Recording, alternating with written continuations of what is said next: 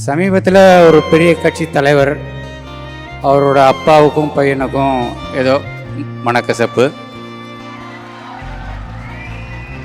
அப்போது அவங்க அப்பா ப்ரெஸ் மீட்டில் சொல்கிறாரு பையனை பற்றி. அது முத்துக்குமாரை குறிப்பிட்டே சொல்கிறாரு. அது அரசியல்வாதிகளுக்கு நிறைய பொறுப்புகள் இருக்குது, இருந்தாலும் சினிமா பாடல்கள்லாம் பாட்டு இது யார் எழுதுனாதுன்றதெல்லாம் ரொம்ப பக்கத்தில் இருக்கிறவங்கள கேட்டு தான் சொல்லுவாங்க. ஆனால் அவர் ரொம்ப நினைவோடு சொன்னார். அது என்ன பாட்டுன்னா, தெய்வங்கள் எல்லாம் தோற்றே போகும் தந்தையின் அன்பின் முன்னாலே.